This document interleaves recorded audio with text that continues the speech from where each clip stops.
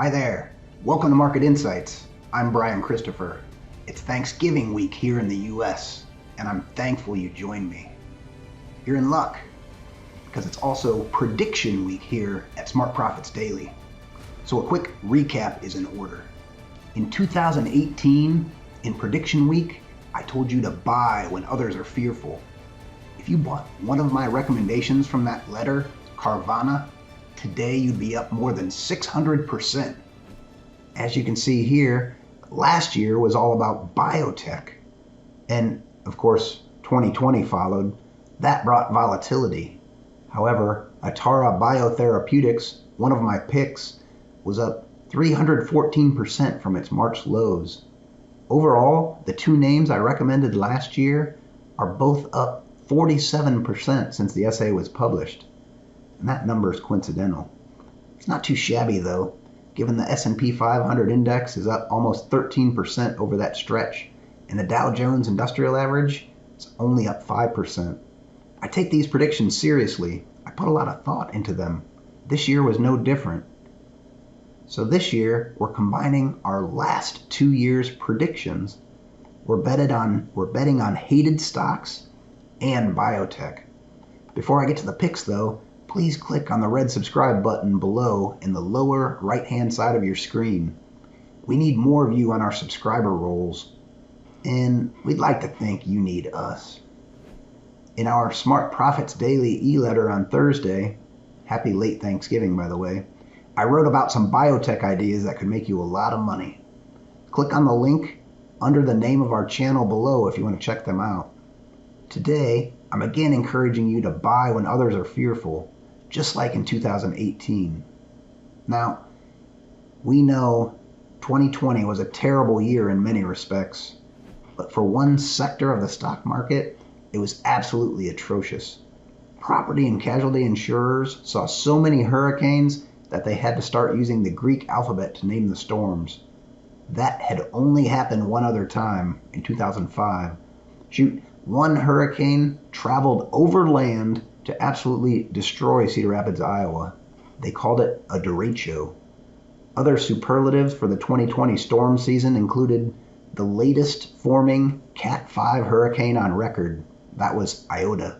The most active September with 10 storms, and the most landfalls in the US and specifically in Louisiana. And finally, we had the most tropical depressions and named storms ever. It's not surprising that the stocks that insure the property underlying these communities had a tough time also. The S&P 500 Property and Casualty Insurance Sub-Index is down on the year, but I don't expect this to continue. We're buying two insurers that I expect will bounce back from what was a tough 2020. The insiders at property and casualty insurer Universal Insurance Holdings, ticker UVE, have remained patient during these trying times, and they've retained belief in their stock. The green boxes here represent open market purchases by company insiders. Yes, it's been a trying year, but that provides us with opportunity. Shares are down. A total of 3 insiders reached into their own pockets to buy 19,000 shares in the 4 months between March and June of this year. Now that's great, but 6 did so on 2 days recently, and this time they bought more than 31,000 shares. They understand this past year was so 2020, and now it's on to less stormy times. Universal has a $463 million market cap and $405 million in cash. That's about $13 per share for a less than $15 stock. It basically has no debt, and its sales have grown each year since 2009.